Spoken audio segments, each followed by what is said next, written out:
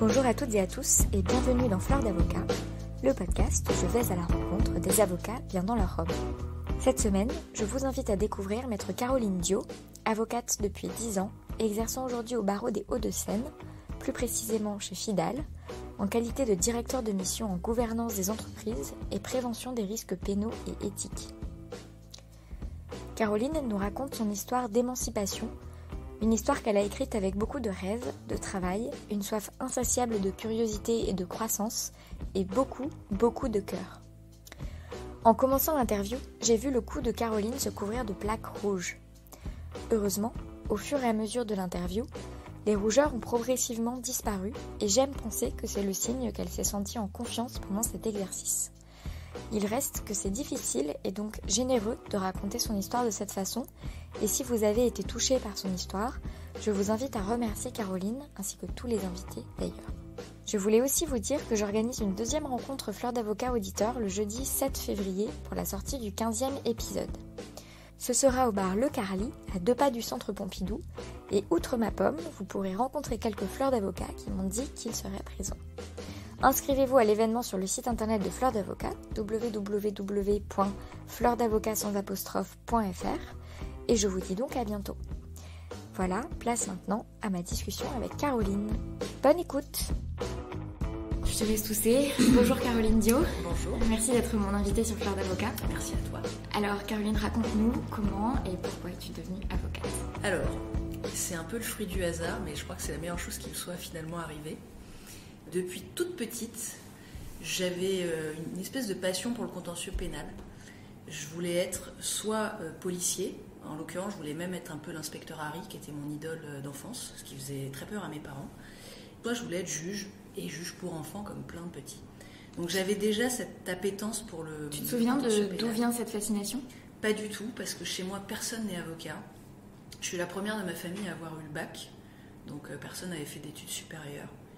J'ai vaguement un grand-père gendarme, mais voilà, je ne sais pas d'où vient cette idée. J'avais un sens de la justice assez prononcé, mais dès toute petite, c'est vraiment le côté un peu, voire même un peu justicier. Voilà, j'étais un peu moteur dans la classe. Je viens d'un département où il y a plein de gens qui venaient de partout. Alors, il fallait que j'apprenne à lire à mes petits copains en classe. Fallait que, voilà, j'étais souvent celle qui devait défendre, aider. Donc peut-être que ça s'est construit un peu comme ça. Et puis, je voulais surtout pas être avocat. Et d'ailleurs, ma mère me disait, mais tu pourrais être avocat. Et je disais, non. Moi, je voulais soit défendre que la veuve et l'orphelin, soit être un peu un justicier. Donc, et je voulais pas ce rapport forcément avec de l'argent. J'avais une autre opinion je pense, du service public, de la justice, de ce genre de choses. Et j'avais peur que ce rapport d'argent un peu puisse gâcher la qualité de ce que je pouvais faire. Donc voilà, j'ai toujours voulu faire ça. J'ai construit mes études comme ça. Et puis c'est le hasard de la vie et des rencontres qui fera que je deviendrai Et donc quand tu dis que tu as construit tes études comme ça, c'est-à-dire après le bac? C'est-à-dire que dès le collège, je cherchais... en fait, j'ai grandi dans le 93. Dans le 93, j'étais sectorisée à Villetaneuse à l'époque, et je regardais les statistiques de l'École nationale de la magistrature. Je voyais bien qu'ils venaient tous de Paris 1, Paris 2, je ne savais pas trop ce que c'était, mais... Et j'ai un prof qui m'avait dit... tu sais, hein, tu devrais réfléchir, il faudrait que tu ailles au Panthéon. Et moi, je ne comprenais pas. Pour moi, le Panthéon, c'était là où il y avait Jaurès et tout ça. Et tu devrais regarder pour aller à la Sorbonne aussi, etc. Ça m'a fait rêver. J'ai regardé et je me suis...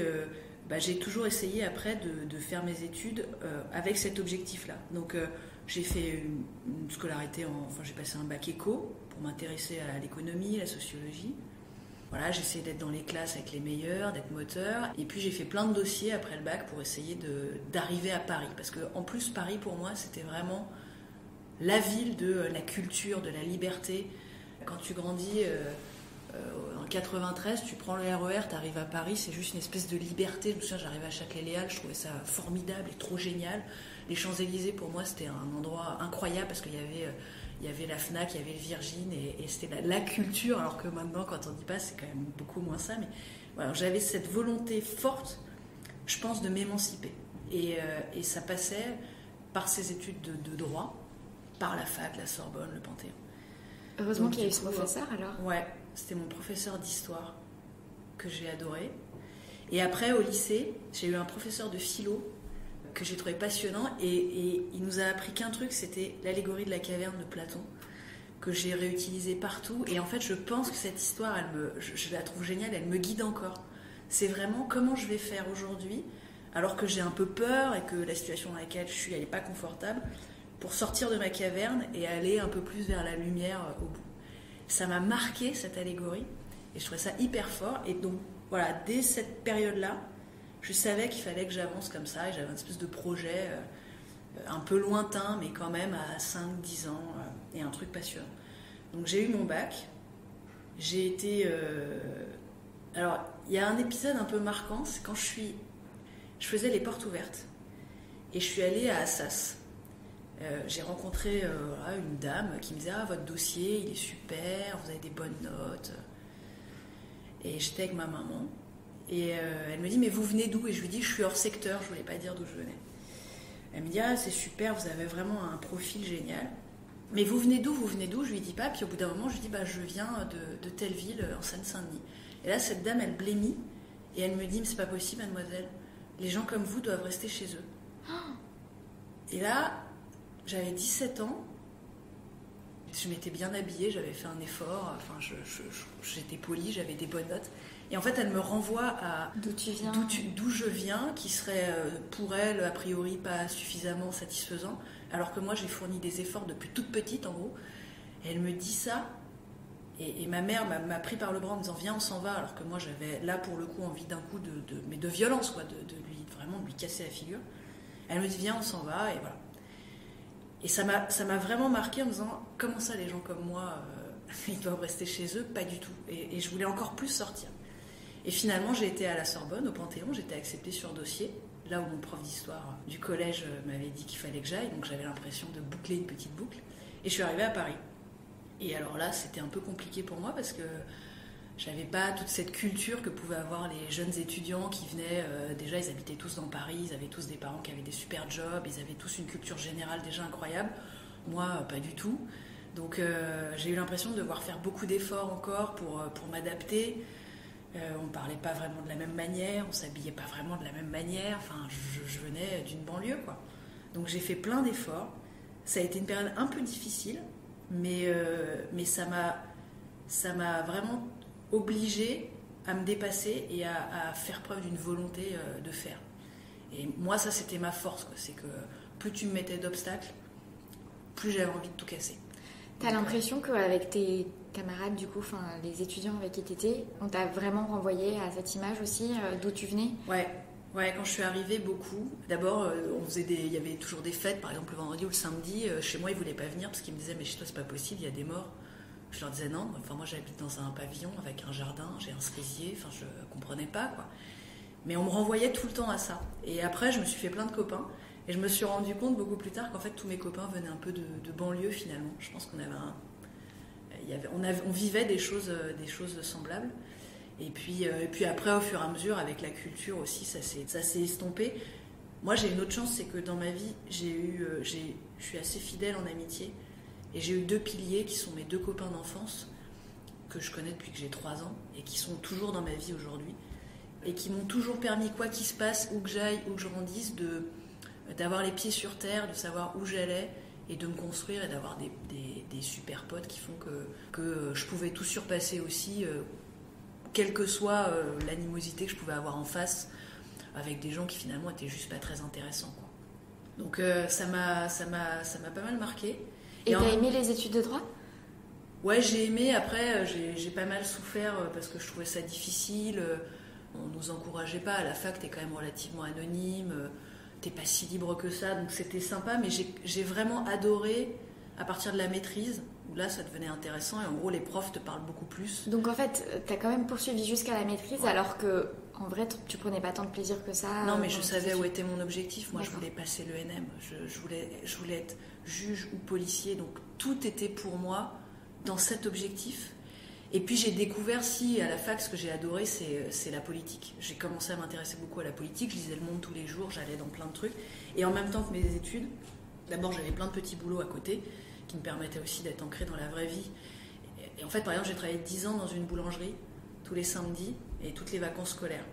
Quand j'en sortais, je me disais que j'adorais, mais si tu veux connaître tous les dictons sur la pluie, le beau temps, vendre des baguettes et des petits fours, je trouvais ça super, mais je me rendais compte assez rapidement quand même de l'importance d'avoir une activité intellectuelle et de la chance que je pouvais avoir de faire un métier un peu différent de celui-là, même si j'adorais ce que je faisais. Mais après, j'ai fait des standardistes dans des écoles de commerce. Voilà, les étudiants d'école de commerce me parlaient pas super bien. Je me disais s'ils savaient, et je savais où je voulais aller. Et donc ça m'a permis aussi de me dire, ok, ton objectif, il est toujours un peu plus loin, tu sais où tu veux aller. Le but, c'est de m'émanciper, d'être libre. Et je le trouvais à travers les études. Et la politique, j'ai commencé à m'y intéresser. Et en DEA... C'est Master 2, ouais, c'est un Master 2. En DEA, là je me suis vraiment régalée. Donc, j'ai fait un DEA de droit pénal à Paris 1. Là, j'ai eu des profs super. Et j'ai eu l'impression que les profs commençaient à nous parler en DEA. En gros, on était intéressants à ce moment-là. J'ai rencontré des copains que j'ai encore. J'ai rencontré un futur confrère qui a une importance vraiment fondamentale dans ma vie et voilà, qui m'accompagne toujours. Donc là, j'ai rencontré vraiment la passion du droit pénal, de la procédure pénale, de la politique criminelle, de comment est-ce que le pénal il a un sens dans la société. Comment ça a un sens aussi de faire de la prévention. Comment aussi on utilise le concept de politique criminelle participative et de politique participative, comment on associe les citoyens au droit. Et d'un coup, c'est comme si, pour moi, tout devenait cohérent, tu vois. Ce que j'avais toujours voulu faire, le contentieux pénal, la procédure, le côté technique, en même temps l'importance du droit dans la société, le côté éducation civique, citoyenneté, voilà, c'était génial. Du coup, cette année-là, moi, elle était passionnante. Mais encore une fois, j'étais sur je veux devenir magistrat ou policier. Policier, j'ai finalement assez vite renoncé à ce moment-là parce que je me suis rendu compte que ça allait pas me convenir. Mais je voulais toujours... Qu'est-ce qui n'allait pas te convenir ? Je crois que mon côté justicier, je l'aurais un peu trop exacerbé, que j'aurais pas forcément eu le recul nécessaire. J'aurais été dangereuse, quoi. J'aurais été un flic un peu dangereux. Même si je les adore, hein, j'ai plein de copains. Mais au final, et puis je pense que pour une femme, c'est pas si évident que ça. Quoi qu'on en dise, et je suis hyper féministe, mais c'est pas si simple.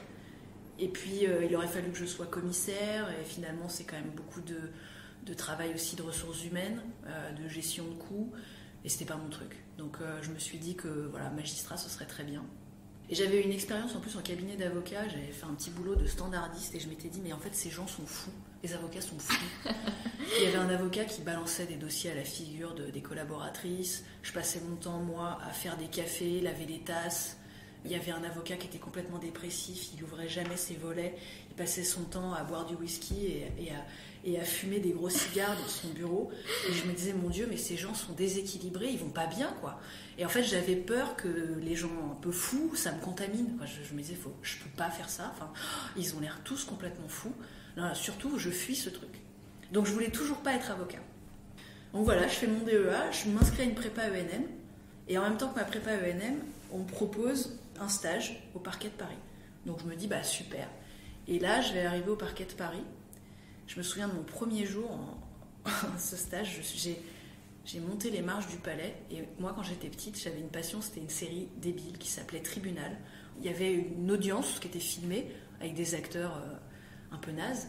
Mais le juge, voilà, il essayait de résoudre le truc. Alors c'était souvent plus des cas de divorce. Et d'ailleurs, après, il y a eu la série Cas de divorce. Et le générique de cette série, il y avait un avocat qui montait les marches du palais. Et le premier jour de mon stage au parquet de Paris, j'ai monté les marches du palais et j'avais la musique de générique dans la tête. Et j'ai regardé derrière moi et j'étais la plus fière du monde, quoi. Pour moi, c'était le summum du truc. Je montais les marches du palais de justice. Et cet endroit, je le trouvais merveilleux. Le palais de justice, pour moi, pareil. J'y allais pendant mes études. Les après-midi où j'avais pas cours, j'allais voir des audiences au palais. Donc là, d'aller au palais et de pouvoir y travailler dans ce palais qui est juste magnifique, qui est chargé d'histoire, voilà, qui est plein de recoins hyper intéressants, qui est plein de symboles.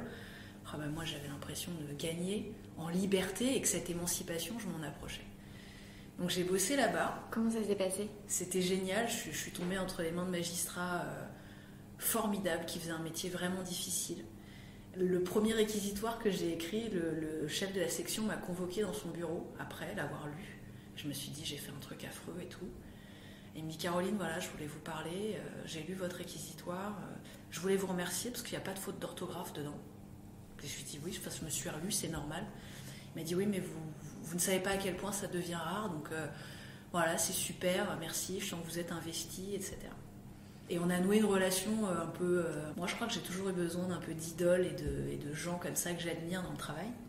Et ce magistrat m'a beaucoup aidé, il m'a appris plein de choses. Et j'ai rencontré du coup toute une équipe. Il y a 2 magistrats vraiment dans cette section qui m'ont porté, aidé, soutenu et qui m'ont dit à la fin de ce stage de 6 mois, en fait, tu peux pas partir, et qui m'ont proposé de rester avec un poste d'assistant de justice.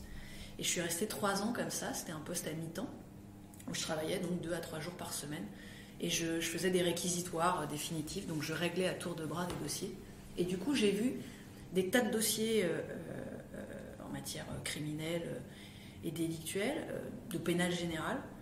J'ai réglé, donc j'ai beaucoup écrit, ça m'a vachement aidé. Ensuite, ils m'emmenaient, comme je suis restée longtemps, ils m'ont emmené à pas mal d'actes. Je faisais des débats JLD, je faisais... Donc, juge des libertés. Ouais, des juges des libertés de la détention pour statuer sur le fait de savoir si la personne, on la mettait en détention provisoire ou pas. J'allais à des audiences avec eux. Parfois, ils me demandaient souvent mon avis d'ailleurs sur les réquisitions. Donc j'ai vu beaucoup d'audiences, j'ai écrit beaucoup de réquisitoires, j'ai vu beaucoup de débats devant des juges, je suis allée à l'instruction. J'ai vécu la vie de palais pendant 3 ans. En sortant de la cantine, j'allais voir des audiences. Je suis allée voir plein d'audiences de l'affaire Doutreau en appel. J'étais là quand il y a eu délibéré. J'ai rencontré plein de papiers mamies qui avaient vu tous les grands procès depuis 10 ans, parce qu'il y a des gens qui ne regardent pas d'Éric l'après-midi, mais qui vont aux audiences et qui me racontaient toute la vie du palais. Et je me suis nourrie de cette vie de palais. Et j'ai trouvé ça passionnant. Donc ça m'a ouvert l'esprit. Et là, je me régalais, quoi. C'était vraiment... c'était tout ce que j'avais toujours voulu, dans un endroit chargé d'histoire, en même temps hyper moderne, avec tout ce qui se passait sur la vie, tous les tabous de la vie. Et je me suis régalée. Et donc en même temps, je passais l'ENM. Et la première année, je l'ai ratée sur un truc complètement bête. C'est-à-dire que on passait ça dans un hall, alors c'était porte de Charenton, je crois, une espèce de truc où il y a des salons d'exposition. Et quand on l'a passé, il faisait 32 degrés dans ce hall. Il faisait super chaud, on avait des petits buvards. Et alors moi, je transpire beaucoup des mains. Voilà. Donc je plaçais au fur et à mesure de l'écriture de ma note, enfin de ma copie de culture générale, je plaçais mes feuilles sous mon buvard pour pas les salir, parce qu'évidemment, il faut faire un plan avec un grand A, un grand B, voilà, des trucs, les titres surlignés, ce qui n'a plus de sens aujourd'hui, mais bon, fallait que ce soit propre, etc. Et voilà, et je rends ma copie de culture générale, et le lendemain, à l'épreuve de droit civil, je soulève mon buvard pour placer mes feuilles de droit civil. Et là, je vois quoi ? Je vois un des intercalaires de ma copie de la veille. Et c'est vraiment le truc, autant je paniquais avant mes examens, ou même avant le bac, etc. Mais le jour de l'examen, j'étais une espèce de compétitrice, et jamais ça m'était arrivé. Je me souviens de il y a plein de copines à qui au lycée c'était arrivé, au bac, etc. Et je leur disais, les filles, il faut être hyper concentré, etc. Et je ne sais pas pourquoi, à cette épreuve-là, c'est à moi que c'est arrivé. Alors aujourd'hui, je me dis que c'était un signe, parce que ça ne devait pas se faire. Donc j'ai eu 5 en culture G, parce qu'évidemment, il manquait le A du grand 1, ce qui dans une copie est un peu problématique. Donc j'ai eu 5 en culture G, j'avais pas des mauvaises notes sur la suite. Et je retourne au parquet après les résultats, et les magistrats avec qui je travaillais me disent « Caroline, c'est pas possible, tu le repasses, c'est un acte manqué ». Et je m'étais pas inscrite au concours d'avocat. Et j'ai ma meilleure copine qui me dit « C'est pas possible, Caro, regarde, moi j'ai passé l'examen d'avocat, t'es faite pour ça, passe les 2, tu peux pas, si tu rates le NM, qu'est-ce que tu vas faire ?» Effectivement, j'avais quand même un loyer à payer, des parents à satisfaire, entre guillemets, et puis il fallait quand même que je devienne raisonnable. Donc la 2e année, je repasse le NM et je m'inscris en même temps à l'examen d'avocat. En me disant, ce sera au pire, ce sera un truc pour bouffer, en fait, pour payer mon loyer, et puis même si je rate, je repasserai le NM quelques années après. Donc la 2e année, je prépare les 2 en même temps, en continuant à travailler au parquet. Et je sens quand même que magistrat, il y a un truc qui va me manquer. Je vois les magistrats que j'admire beaucoup, qui sont un peu bloqués pour monter sur certains postes. Je vois des gens qui arrivent là, qui ne sont pas forcément contents d'être là. Et en gros, je commence à comprendre que sur certains postes de l'administration, c'est pas une généralité, mais je l'ai vu sur quelques expériences, On note bien ceux qui travaillent pas bien, pour que surtout ils s'en aillent. Et on note pas super bien ceux qui travaillent bien, pour surtout les garder, parce qu'ils sont hyper efficaces. Et je me dis, mais ça, c'est pas possible, quoi. Et puis, je me rends compte que, en fait, je règle beaucoup de dossiers, je vais beaucoup à l'audience, mais je parle jamais aux gens. J'ai l'impression d'être avec des gens qui sanctionnent. Alors, je travaillais avec un parquetier super qui, lui, n'hésitait pas aussi à demander des relax quand l'infraction n'existait pas ou n'était pas constituée, qui faisait vraiment du droit. Donc, des gens assez ouverts d'esprit, c'était pas des gens qui sanctionnaient à tour de bras, mais je sens quand même qu'il me manque quelque chose et qu'il y a un peu soit il y a un guichet entre les gens et moi, soit il y a un bureau entre les gens et moi, et que je suis beaucoup dans le papier. Ce qui est intéressant, c'est que c'est au bout d'un certain temps Ouais. et d'un temps long que tu vois les limites de cet exercice. Ouais. Ce qui montre bien qu'il y a vraiment une lune de miel et puis ensuite un autre regard qui se pose et une autre analyse qui se fait. Je mets du temps à me le dire parce que je veux tellement faire ça depuis que je suis toute petite que je mets du temps à me déjuger un peu en gros et à me dire mais en fait c'est pas ça ton avenir. Donc je repasse le NM mais finalement j'ai pas des super bonnes notes. Le jour où je le rate, je me souviens, je rentre au parquet, je pleure mais toutes les larmes de mon corps. Tout le monde me dit mais c'est pas grave, tu le repasseras. Et il y a un magistrat qui arrive, je me souviens, qui descend l'escalier, qui me prend dans ses bras et qui me dit mais t'as le droit de pleurer. C'est vrai, c'est un vrai échec. C'est nul, tu l'as raté. Je me dis sur le coup, tout le monde te dit mais non. Il me dit ouais, c'est vrai. Mais tu sais quoi, t'as une force incroyable et tu vas faire autre chose. Et tu vas voir, tu seras encore meilleur. Et ça m'a marqué et en même temps je pense qu'il révélait quelque chose que j'avais déjà en moi. Je me suis dit ok. Et je m'étais inscrite sur un site pour trouver un stage et le lendemain j'ai un cabinet d'avocats qui m'appelle pour un stage. Donc en fait finalement une semaine après je commence un stage dans un cabinet d'avocats qui faisait de la propriété intellectuelle. Est-ce que ce magistrat, il t'avait dit, par exemple, il t'avait orienté vers cabinet d'avocat ou... Pas encore, mais je pense que quelque part, on discutait beaucoup et il me disait, on parlait beaucoup parce qu'on avait des discussions et des avis communs sur qu'est-ce que c'est la liberté, la citoyenneté, etc. Et lui était dans une fin de carrière, entre guillemets, et me disait, tu sais, tu seras peut-être plus libre en faisant d'autres choses. Laisse-toi du temps, tu verras, mais sans m'orienter non plus. Mais je pense qu'il m'a aidé à cheminer aussi vers tout ça. Et au final, j'ai commencé assez vite en cabinet d'avocat, donc une semaine après, tout en gardant un peu ce boulot au parquet. Mon premier stage n'était pas une grande réussite, mais c'était drôle. Pourquoi c'était pas une grande réussite ? Parce que c'était un peu... Enfin, d'un coup, tu découvres la vie en cabinet, c'est-à-dire que c'est pas si simple. C'était pas rémunéré à l'époque, ou alors très très peu. C'était de la propriété intellectuelle, donc j'y connaissais rien. J'ai commencé par faire des dossiers de plaidoirie, des photocopies.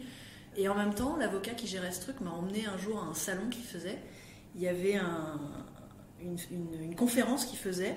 Et en fait, c'était une simulation d'un faux procès.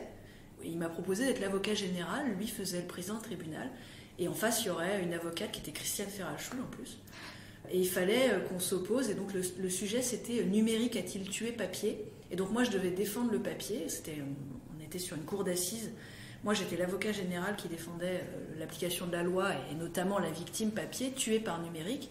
Et Christiane Ferrachoul défendait le numérique. Donc Christiane Ferrachoul qui est aujourd'hui à la tête du CNB. CNB qui a été bâtonnier aussi à Paris et puis qui est une femme vraiment admirable. Et je me retrouve à faire une espèce de réquisitoire un peu drôle. Voilà, travailler sur un discours, l'éloquence, etc. Et je trouve ça super satisfaisant, super intéressant. Je m'amuse à le faire. Et du coup, ils me disent, ton truc, toi, c'est le pénal. Donc, écoute, on a un copain qui est un ancien secrétaire de la conférence, qui a un beau cabinet de pénal. Il cherche des stagiaires. Si tu veux, on te recommande, tu vas passer un entretien. Alors, je suis hyper fière et tout, donc j'arrive, je vais passer un entretien. Attends, c'est parce que tu leur en avais parlé du pénal ? Ouais. Et ils se rendent compte que c'est mon truc. Et comme je travaille bien, même si je connais rien à leur matière, ils m'envoient dans cet entretien. Et cet entretien, il est juste incroyable. C'est-à-dire que j'arrive dans ce cabinet recommandé par une avocate que j'estime. Donc je me dis qu'il faut que je sois polie et tout. C'est un cabinet un peu reconnu. L'avocat, qui est le nom principal du cabinet, est quelqu'un d'un peu éminent, très impressionnant. Et j'arrive, et là, c'est vraiment un moment assez incroyable. C'est-à-dire qu'il va me poser des questions hallucinantes. Ça va durer 3 quarts d'heure.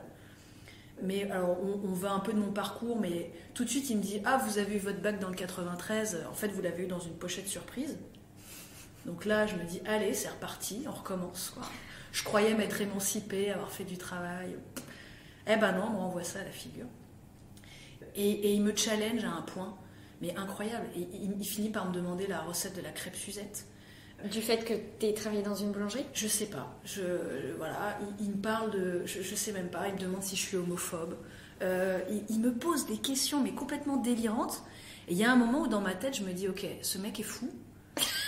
Ce que je vais faire, c'est comme j'ai été recommandée par souci de délicatesse vis-à-vis des gens qui m'ont recommandé, je vais rester polie, je vais pas m'énerver, je vais tenir jusqu'au bout, et puis voilà, je vais attendre que ça se passe. Et je me souviens, il se lève pour me dire au revoir, et il me tend la main, et donc je lui tends la main, il se passe la main dans les cheveux, c'est-à-dire qu'il me fait une blague d'un enfant de 10 ans. Et puis il me dit, vous avez vu le tableau là-bas ? Alors il me met son doigt, je tourne mon visage vers le tableau, et puis je me retourne vers lui, et donc son doigt se trouve sur ma joue. Encore, il me fait vraiment le truc d'un enfant de 10 ans. Je prends mon manteau, il tire sur mon manteau, et voilà, ça dure comme ça, mais 45 minutes. Le jeune associé me raccompagne à la porte, et me regarde et me dit, je suis désolée, un peu gênée, quoi. Et je lui dis, non, pas de problème, quoi. Et je ne reviens pas, la porte se ferme, je monte dans l'ascenseur, et là, je pleure. Pas de tristesse, mais comme si je venais de faire un marathon, c'est-à-dire que je pleure de fatigue. Le type m'a épuisée. Et je me dis, mais ces avocats sont décidément complètement fous. Mais comment tu répondais ? Donc tu répondais poliment, mais tu le challengeais quand même, ou tu répondais... En fait, quand je repense à ce moment qui est vraiment décisif, hein, parce qu'il y a une suite, je me souviens uniquement de ce que je me disais dans ma tête. C'était, tiens bon, tu vas y arriver, tu vas rester polie, tu vas être plus intelligente que lui, tu vas être plus forte. Tu vas lui montrer que quand bien même il te challenge pour être quasiment violente, etc., tu vas être plus forte que ça.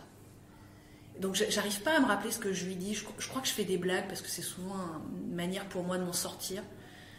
Et je tiens bon, quoi. Mais je sais que je suis toute rouge. J'ai de l'eczéma à partir du cou. Ça me gratte. Je sens vraiment que mon corps réagit à ce moment-là. Et je me souviens uniquement de ce que je me dis dans ma tête. Et c'est tiens bon. C'est tiens bon. Donc voilà, je tiens bon. Et en fait, ils me rappellent 3 jours après. Et ils me disent, ok, si vous êtes d'accord, on vous prend.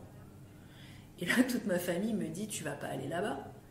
Et je leur dis, mais j'ai rien d'autre. Enfin, vous êtes gentils, vous, mais qu'est-ce que je vais faire ? Et donc j'y vais, parce que c'est un beau cabinet. Et je me dis, bah, après tout. Et je vais y aller en mode boxeuse. C'est-à-dire que le premier jour, je me souviens, je suis dans l'ascenseur. Et je me dis, lui, ça va être ton challenge. Je vais me le faire. Je vais me le faire. C'est-à-dire que je vais tenir ma garde et je vais pas prendre de coups. Et s'il faut, j'en mettrai. Et je vais faire ce stage. Et en fait, cet avocat, on va se challenger. On va finir par rire ensemble, mais vraiment de manière assez importante.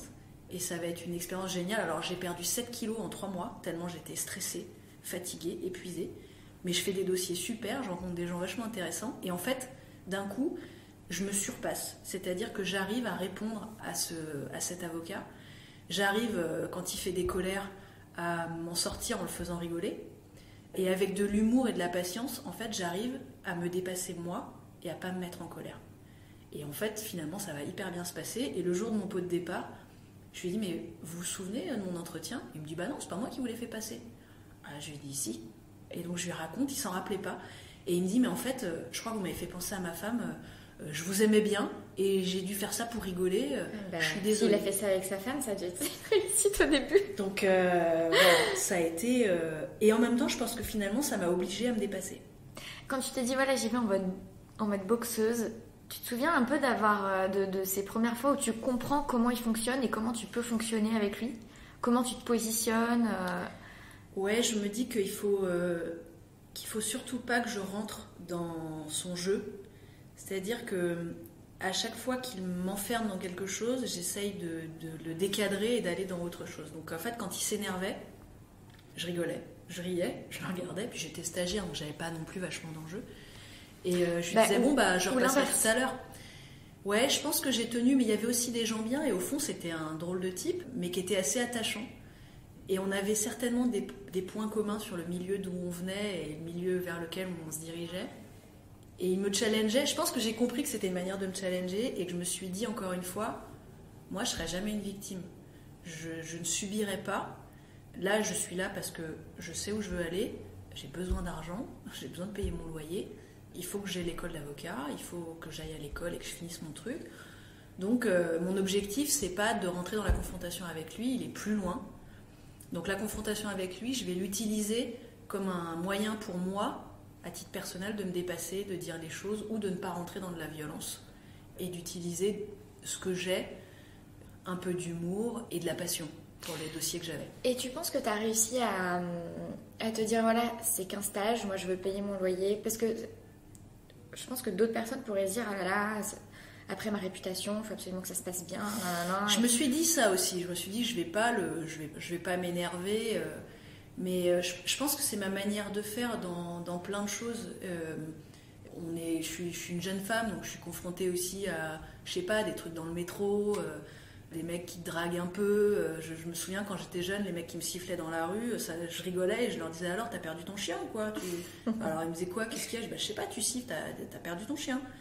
Bah non, ah d'accord. Ça a toujours été une espèce de manière pour moi de réagir, même si en fait, au fond, j'avais la trouille quand je faisais des trucs comme ça. Non, mais ça se trouve, le gars, il va finir par me mettre une gifle. Donc quand j'utilisais cet humour aussi face à cet avocat, j'avais peur de ce que je faisais. Mais je savais où j'allais. Et je pense que ma chance aussi, c'est d'avoir toujours eu une vie équilibrée à côté. Et donc, en fait, quand je sortais de ce cabinet, eh ben, j'avais mes piliers, mes 2 copains, mes copines, des gens que j'aime autour de moi, qui me permettaient de savoir où était la vraie vie et où était ma vraie stabilité. Donc finalement, c'était un petit moment difficile à passer. Et si moi, je le prenais sans violence, avec de l'humour, tranquillement, ça déminait la situation, ça fonctionnait. Et finalement, la relation, elle était apaisée. Et donc, je me suis rendu compte que quand il y a des gens comme ça qui m'enferment dans un conflit, si moi, j'essaye de me concentrer, d'essayer d'avoir une espèce d'écoute forte de ce qu'ils disent, mais sans rentrer dans un jeu de manipulation un peu pervers ou un peu violent, en fait, ça marche. Et finalement, j'ai commencé à comprendre ce genre de choses, et je me suis dit, c'est qu'un stage, effectivement. Et puis, je pense qu'au fur et à mesure, on a tissé des liens assez sympas. Et d'ailleurs, il m'a recommandé derrière, donc j'ai fait ce qu'on appelle le PPI, il fallait faire autre chose qu'un cabinet d'avocats. Il m'a recommandé pour aller dans une banque avec laquelle on travaillait. Donc je suis allée dans une banque. Alors là, j'ai connu d'autres choses. Là, ça m'a bien confortée aussi dans ma décision d'être avocate, parce que là, c'était très calme, très policé, très politique. On m'a proposé à la fin de rester, parce que je travaillais bien, en me disant, en plus c'est super, vous aurez 11 semaines de congés payés par an. Et dans ma tête, je me suis dit, mais moi, mon but dans la vie, c'est pas d'être en vacances, quoi. Ils m'ont dit, mais vous aurez un CE aussi. Ah ouais, mais mon but dans la vie, c'est pas non plus que d'avoir un CE, quoi. Donc je me suis dit, bon, définitivement, juriste en entreprise, c'est pas mon truc non plus. Alors, dans celle-là, je pense en réalité, j'avais besoin de passion et j'avais besoin de contact humain. Et je pense que ça, c'est vraiment ce que j'aime dans le métier d'avocat. Et donc ça, tu avais pu l'observer dans ce cabinet où tu as fait ce stage J'ai commencé à pouvoir l'observer, ouais.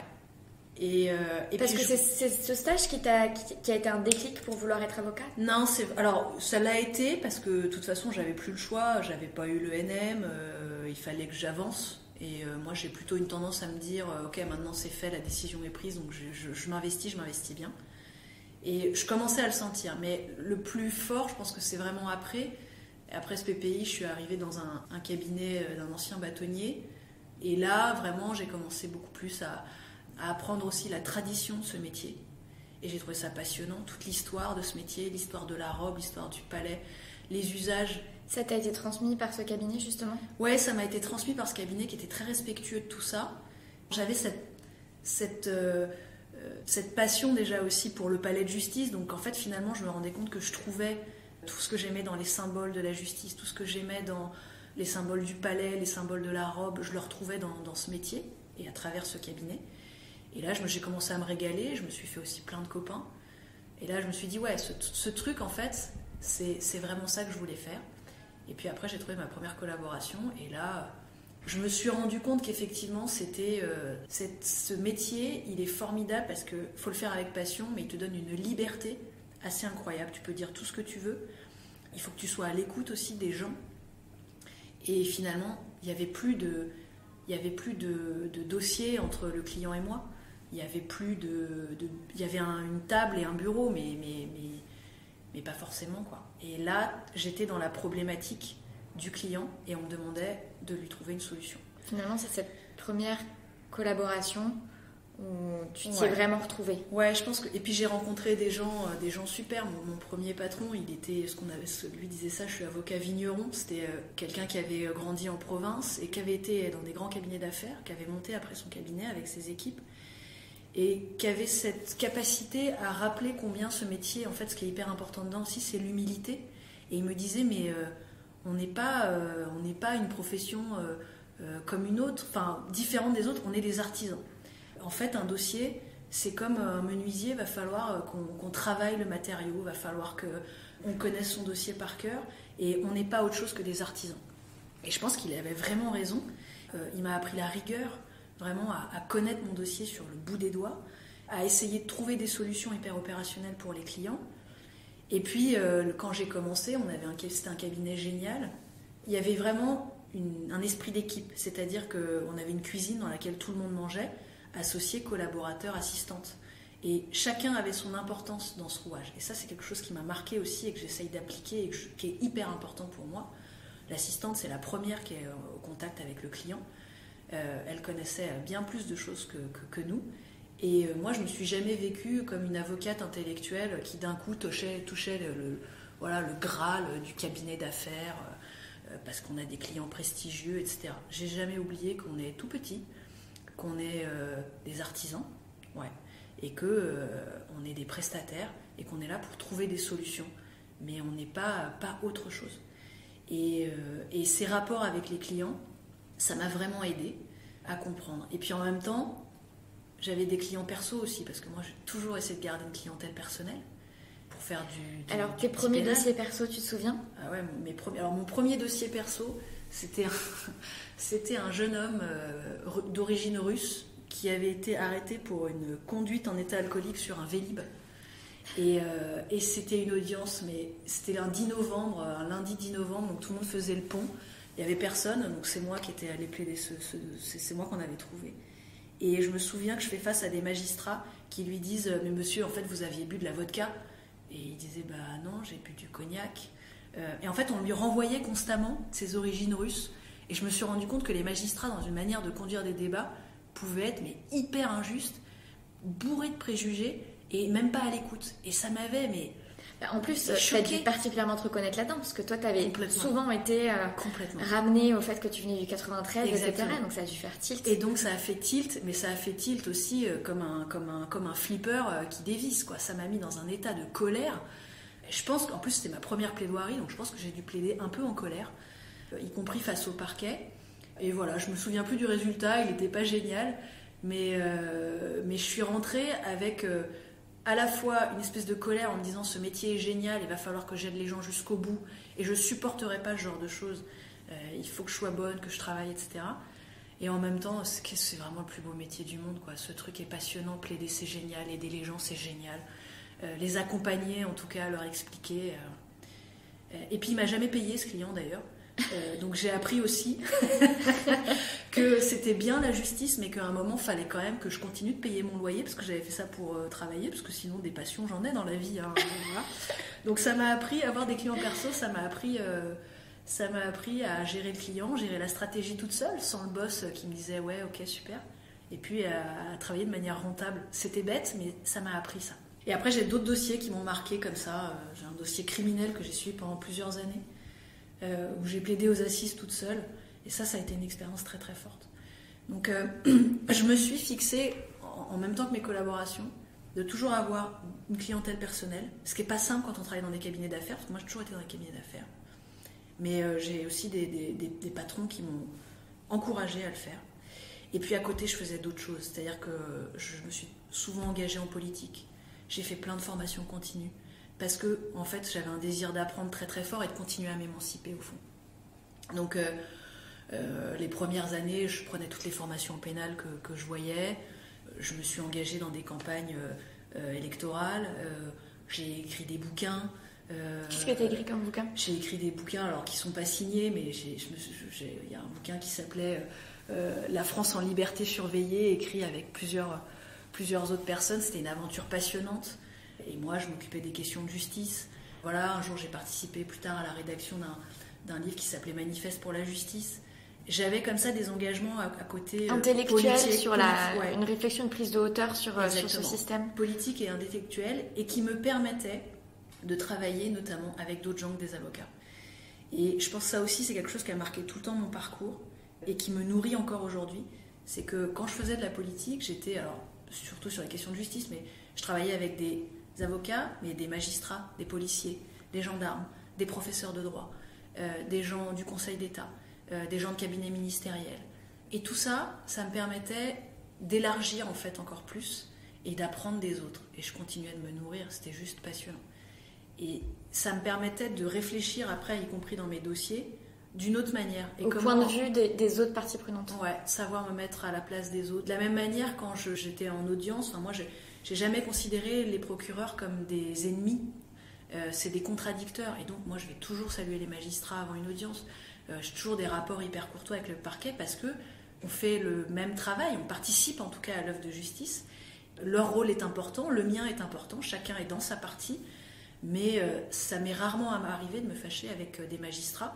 En revanche, évidemment, là, je sais leur dire ce que j'ai à leur dire à l'audience. Mais cette courtoisie et cette délicatesse, on me l'a apprise parce que c'est l'essence de ce métier, mais elle est fondamentale, elle a vraiment du sens pour nos clients. C'est la même chose dans les rapports avec les confrères sur la déontologie, la courtoisie qu'on doit avoir à leur égard, ce qui n'est pas toujours simple dans un barreau comme celui de Paris ou même quand on va en province et qu'on arrive comme un Parisien. Mais moi, je me suis toujours appliqué cette espèce de politique d'être, et ces valeurs, quoi, d'être courtois, délicat. C'est le sens de notre profession et ça fonctionne parce que c'est au service du client. Et de travailler avec d'autres gens, ça m'a permis de réfléchir autrement ou de travailler autrement qu'en silo. Et en fait, quand tu es avocat, c'est ça qu'on te demande, c'est d'être agile. Un client, il arrive avec une problématique, mais pas que procédure pénale. Finalement, il va falloir que je lui trouve aussi des solutions sur d'autres choses. Donc me mettre à sa place, comprendre sa problématique, qu'il soit simple, je sais pas, ouvrier, ou qu'il ait eu un problème avec son permis de conduire, ou qu'il soit chef d'une très grande entreprise, eh ben, va falloir que je trouve des solutions. Toute cette culture et cette envie à chaque fois d'aller connaître d'autres mondes que le mien, ça me nourrissait. Et vraiment, c'est l'idée d'apprendre des autres pour servir encore mieux mes clients. Et tu as assez tôt, parce que tu as fait récemment une formation d'intelligence économique et en prévention des risques, mais tu avais fait déjà en 2011, si mes recherches sont correctes, une première initiation, une première petite formation. Est-ce que c'était dans cette optique-là déjà tu avais été sensible au fait de travailler avec différentes parties prenantes et identifier un besoin complémentaire à ta formation juridique pure ? C'est complètement ça. C'est en discutant avec des magistrats qui étaient passés par notamment l'Institut des hautes défenses, l'Institut des hautes études de la défense nationale, je m'étais rendu compte que ça abordait des sujets qui pouvaient servir nos clients. Et donc j'ai commencé en 2011, j'ai fait un certificat de sensibilisation en intelligence économique qui me permettait en fait d'élargir les sujets que je pouvais traiter au-delà du juridique, mais qui avait un vrai impact sur une organisation et sur le business des clients. Et donc ça me permettait encore une fois d'avoir une vision beaucoup plus opérationnelle, plus pragmatique. Et en fait, je pense qu'aujourd'hui, ce qu'attendent les gens d'un avocat, c'est pas d'avoir un expert du droit. Alors évidemment, ils veulent un expert du droit, parce que c'est un peu la moindre des choses qu'on leur doit. Mais ce qui fait que tu gardes un client, et ce qui fait que c'est passionnant aussi de travailler avec lui, c'est autre chose dans la relation.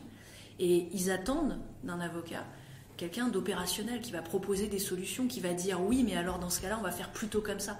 Le juriste, il a souvent été vu comme celui qui dit non à tout. Aujourd'hui, le juriste, il doit être un business partner. Et ces formations d'intelligence économique, elles me permettaient de m'ouvrir l'esprit à ça. Et en plus, encore une fois, d'y rencontrer des gens différents de moi. Et donc j'ai commencé ça en 2011, quand j'étais dans un précédent cabinet. J'ai changé en 2012 de cabinet parce que j'ai rencontré quelqu'un. Ouais. Pour une rencontre. Le changement de cabinet. Je suis à un moment où j'ai 4 ans dans le même cabinet, la structure change, je m'interroge pas mal sur ce que j'ai envie de faire. J'adore les gens avec qui je travaille, mais j'ai encore ce besoin d'émancipation. Et je me dis, bon, pourquoi pas aller, encore une fois, j'étais là à l'époque, j'étais place Vendôme, donc c'était vachement bien. Depuis mon bureau, je voyais la Tour Eiffel, ce qui pour moi vu d'où je venais, c'était le summum. Enfin, c'était génial. Je voyais la tour Eiffel, quoi. Je la voyais s'allumer le soir. Et je me dis, mais quand même, je ne peux pas me contenter de ça. En tout cas, c'est pas juste. Ça suffit pas, quoi. Et je me dis, bon, après tout ce que je vais faire, c'est que je vais écrire aux 3 avocats dans Paris que je trouve super. J'écris à ces 3 avocats et il y en a un qui me répond dans les 10 minutes, est-ce que vous voulez venir demain? Alors je dis, demain je peux pas, mais après-demain. Et je l'ai rencontré le surlendemain. Et là, j'ai eu une espèce de coup de foudre professionnel, c'est-à-dire que cet avocat qui a marqué ma vie professionnelle, ça va être, on a un entretien où on passe 1h30 à rire ensemble et en même temps à parler de sujets hyper sérieux, de politique, de la manière dont on voit le droit, et je m'amuse, et je me dis, en fait, je prends peut-être un risque, et donc il me fait une proposition, je lui demande 24 heures pour réfléchir, ce qui je pense l'avait un petit peu surpris, parce que je me dis quand même, je suis pas mal dans le cabinet où je suis. Tout ça est allé un peu vite, ouais. Ça va très vite, je me suis dit, tiens, je vais faire ça, pof, en 3 jours, j'ai une offre de collaboration. Mais bon, je me dis que je prends peut-être pas finalement un si gros risque. Et est-ce que tu te souviens de ces 3 avocats, et notamment celui-là, ouais. de ce qui t'avait attiré? Pourquoi est-ce que tu l'admirais? Ils étaient reconnus comme les un peu jeunes du barreau, les jeunes pénalistes, mais ils étaient un peu plus de 40 ans à l'époque. Et, c'est jeune. Et tout le monde avait dit, ces mecs sont sympas. Et en fait, ce que j'ai découvert plus tard, c'est que ces 3 avocats-là étaient très copains. Ils sont vraiment amis tous les 3, ce qui ne m'étonne pas aujourd'hui. Mais on me disait, c'est des mecs super sympas. Et ils avaient une très bonne réputation dans les tribunaux. Parce que moi, j'ai gardé des contacts avec les magistrats avec qui je travaillais, les greffières avec qui je travaillais. Et ils avaient une bonne réputation. Et ça, pour moi, c'était important, parce que ça veut dire que c'était des gens qui se conduisaient bien à l'audience, dans les couloirs du palais. Et pour moi, c'était quelque chose d'important. Voilà, c'est comme ça que j'ai changé de cabinet en 2012 et que j'ai passé 6 années avec cet avocat notamment et une équipe où je me suis amusée, régalée. On avait un rapport aux clients très sympa, j'ai rencontré des clients super, j'ai appris des tas de choses sur moi. Qu'est-ce que tu as appris sur toi? J'ai appris, encore une fois, que j'avais ce besoin d'émancipation, mais j'ai appris que finalement, c'était pas grave d'où je venais. C'était pas un truc à cacher. Et que je pouvais juste être moi-même avec des clients. En fait, jusque-là, tu le cachais? Ouais, je pense que je le cachais beaucoup. C'était pas une forme de honte, mais en fait, je pense que j'avais peur qu'on m'y renvoie encore une fois. Et maintenant, quand on m'y renvoie, ça m'amuse, parce que je sais l'utiliser et j'ai aucune difficulté avec ça. Et en fait, je sais que moi, ça m'aura permis de faire des efforts, mais 2 fois plus que les autres. Et en réalité, c'est une chance que j'ai eue. C'est une super chance, parce que j'ai 2 fois plus faim que les autres. Je sais me bouger plus, je sais me mettre à risque. J'ai appris à me dépasser, en fait.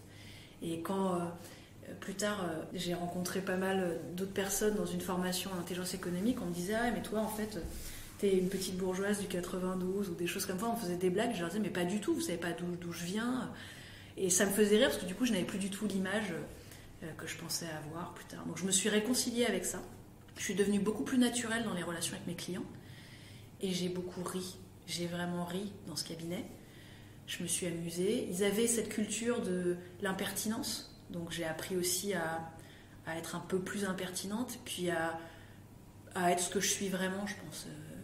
Alors ma volonté de faire, elle m'a pas été toujours très forcément utile. Parfois c'est compliqué pour les gens en face de comprendre. Et puis je pense que je ne m'exprimais pas toujours bien et sûrement de manière trop forte. Mais parce que je voulais bien faire, parce que je suis exigeante avec moi, parce que j'ai toujours envie de me dépasser et d'aller plus loin. Donc voilà, j'ai pris vachement de plaisir. Et puis c'est un cabinet dans lequel encore on utilisait la tradition, on respectait la tradition de ce métier. C'est des gens qui étaient humbles, donc cette humilité pour moi elle est importante parce qu'elle est au service du client et on n'est rien que des avocats. On n'est pas autre chose.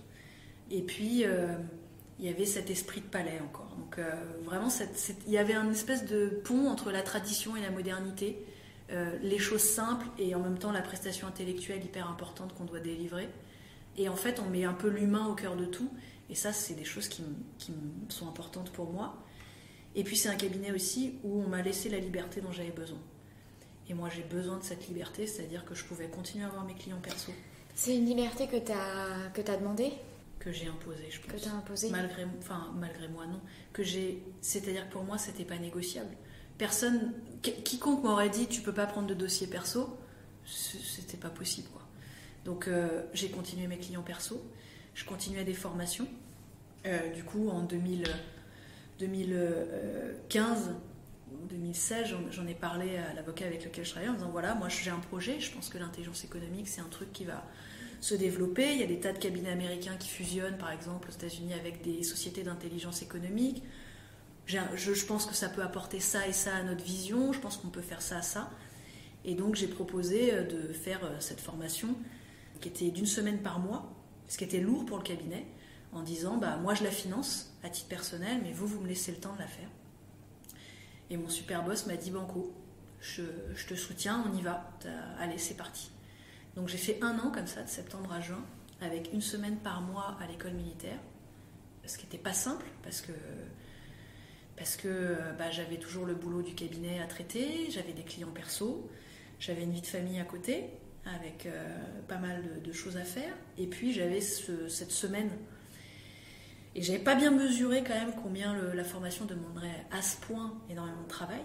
Et donc quand j'étais à l'école militaire, je bossais aussi le soir très tard, il y avait du boulot à faire le week-end. Enfin, pendant 1 an, j'ai bossé, mais de manière hyper importante. Du coup, le cabinet a pas du tout réduit ta charge de dossier? Pas vraiment, non. On essayait de s'arranger avec l'équipe, mais finalement, j'ai quand même pas mal géré les choses. Coup de bol, j'avais pas forcément d'audience dans mes dossiers qui tombaient les semaines où c'était prévu. Et puis les fois où c'était trop problématique, j'assurais ce qu'il fallait. Donc on a géré avec de la souplesse. Et du coup, j'ai eu mon titre derrière d'expert en protection des entreprises et en intelligence économique. Et surtout là-bas, c'était une promo de 43, essentiellement des hommes. On était 4 filles, je crois. Et des profils complètement variés, des gens qui venaient du ministère des Armées, enfin de la Défense, des policiers, des informaticiens, des assureurs, des gens de mondes complètement différents. Et je me suis régalée. C'est-à-dire que j'ai appris de chaque personne. On a eu des tas de conférences hyper intéressantes. On a eu quelques conférences peu intéressantes. Mais pareil, je commençais à voir aussi en matière de communication dans une conférence ce qui était intéressant, ce qui marchait pas. Et je me suis nourrie de tas de choses. Et puis j'avais des copains qui faisaient aussi à côté du coaching, donc j'ai commencé un peu à m'intéresser à ça.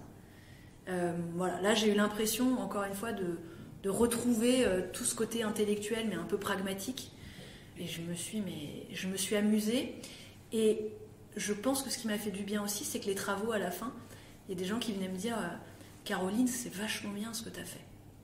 Et là, en fait, on me disait à moi, Caroline, et pas à Caroline, la collaboratrice de.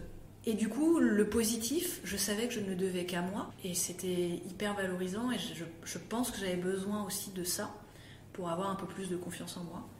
Et que ça m'a aidée à continuer de m'améliorer et à me donner confiance en moi. Et à te positionner autrement aussi. Et à me positionner autrement. Et à me voir autrement et à m'obliger à faire de nouveaux efforts sur d'autres choses que le droit. Parce qu'en même temps, j'étais à 8 ans de profession. Il y a un moment aussi où il faut que ça évolue entre 8 et 12 ans. C'était quelque chose que tu avais bien conscientisé, que là, tu arrivais à un moment où tu avais des nouveaux challenges qui étaient moins portés sur la technicité du droit et le fait d'être un bon avocat. Oui. Mais sur... Alors, je l'avais conscientisé sur le volet opérationnel. Je m'étais dit, cette formation, elle sera un moment important pour moi parce que je vais apprendre à être, au-delà d'un expert du droit, un avocat opérationnel, pragmatique, qui va savoir aller trouver des nouveaux clients, les convaincre sur d'autres choses, et ça va développer mon potentiel commercial, entre guillemets. Ça va développer ma capacité à réfléchir autrement que sur le simple aspect juridique, de manière un peu plus business, de manière un peu plus vraiment pragmatique. Ça va ouvrir mes écoutilles et ça va me dégager des horizons. Donc ça, je l'avais envisagé avant sur le côté professionnel. Ce que je n'avais pas mesuré, et qui a été encore plus important, c'est combien ça m'apporterait sur le plan personnel. Et au final, cette formation, elle m'a servi autant de manière professionnelle que vraiment en termes de développement personnel. Parce que ça m'a obligée, encore une fois, à me dépasser, à utiliser aussi ce que j'avais en moi. Et il y a un truc que je n'avais pas bien compris. Je suis très émotive, moi. J'ai longtemps mes premières plaidoiries, j'étais toute rouge sous la robe. Quand je prenais la parole en public, je devenais vraiment violette. J'avais des plaques, les gens étaient presque inquiets pour moi, alors que ça ne se voyait pas trop dans ma voix. Mais voilà, et je pouvais vraiment avoir des émotions très fortes. Et j'ai compris en réalité que tout ça, fallait juste l'accepter et utiliser mes émotions pour les mettre au service de mes clients ou de l'auditoire que j'avais. Et ça, je ne l'avais pas mesuré avant. Et du coup, j'ai un peu changé de manière de me positionner. Et je pense que j'ai beaucoup plus assumé. Quel a été le déclic ?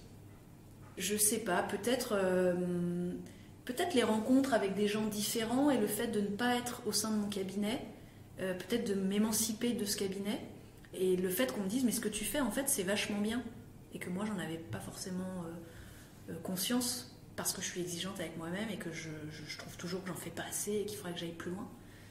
Et ça m'a le fait de voir que c'était bien, de me rendre compte que j'avais de la force, j'avais beaucoup de force, et que j'avais de la chance, j'avais beaucoup de chance. J'ai lu une phrase qui m'avait marquée pendant cette période d'une jeune femme qui disait: ce qui change une vie, c'est pas une expérience douloureuse, c'est la résilience, et c'est finalement ce qu'on en fait. Et je crois que j'ai arrêté de me dire mais d'où je viens, mais pourquoi je suis comme ça, mais pourquoi je suis émotive. Et je me suis dit mais c'est génial, t'es comme ça, t'as de la force, utilise-le. Et donc ça m'a ouvert tout un autre monde, je pense. Ça m'a presque un peu réconciliée avec le passé, et ça m'a permis de me concentrer que sur l'avenir.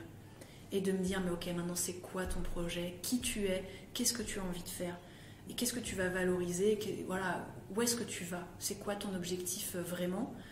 Ce métier il est passionnant, j'avais pas envie de l'abandonner.